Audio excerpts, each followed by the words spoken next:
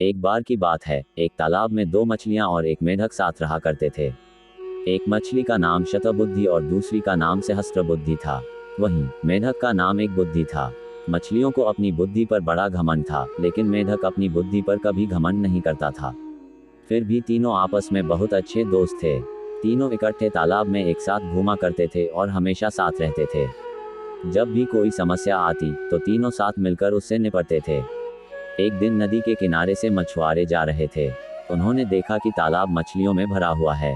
मछुआरों ने कहा, हम कल सुबह यहाँ आएंगे और बहुत सारी मछलियाँ पकड़ कर ले जाएंगे। मेढक ने मछुआरों की सारी बातें सुन ली थी। वह तालाब में मौजूद सभी की जान बचाने के लिए अपने दोस्तों के पास गया। उसने शतबुद्धि और सहस्त्रबुद्धि को मछुआरों की सारी बात बताई। एक बुद्धि मेढक ने कहा, उन्हें अपनी जान बचाने के लिए कुछ करना चाहिए।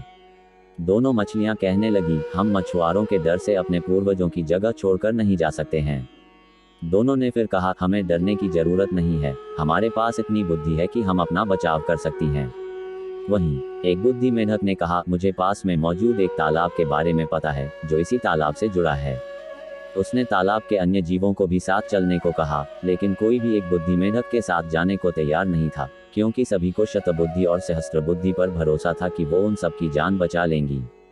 मेढक ने कहा, तुम सब मेरे साथ चलो, मछुआरे सुबह तक आ जाएंगे। इस पर सहस्त्रबुद्धि ने कहा, उसे तालाब में छिपने की एक जगह पता है। शतबुद्धि ने भी कहा, उसे भी तालाब में छिपने की जगह मालूम है।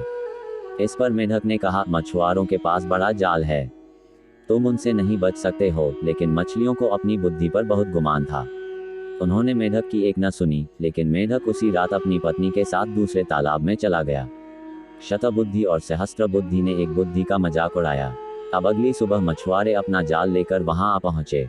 उन्होंने तालाब में जाल डाला। तालाब के सभी जीव अपनी जान बचाने के लिए भागने लगे, लेकिन मछुआरों के पास बड़ा जाल था, जिस कारण कोई भी बचकर नहीं जा सका। जाल में बहुत सारी मछलियां पकड़ी गईं। शतबुद्धि और सहस्त्रबुद्धि ने भी बहुत बचने की कोशिश की, लेकिन उन्हें भी मछुआरों ने पकड़ ही लिया। जब उन्हें तालाब से बाहर लाया गया, तब तक दोनों की मौत हो चुकी थी। शतबुद्धि और सहस्त्रबुद्धि का आकार सबसे बड़ा था, इसलिए मछुआरों ने उन्हें लग रखा था। उन्होंने बाकी मछलियों को एक टोकरी में डाला, जबकि शतबुद्धि और सहस्त्रबुद्धि को कंधे पर उठाकर चल दिए। जब वह दूसरे तालाब के सामने पहुंचे, तो एक बुद्धि मेढक की नजर इन दोनों पर पड़ी। उसे अपने मित्रों की यह हालत देख बड़ा दुख हुआ। उसने अपनी पत्नी से कहा कि काश इन दोनों ने मेरी बात मान ली होती, तो आज ये जिंदा होती। कहानी से सीख, कभी भी अपनी बुद्धि पर घमंड नहीं करना चाहिए। एक दिन यही घमंड जानलेवा साबित हो सकता है।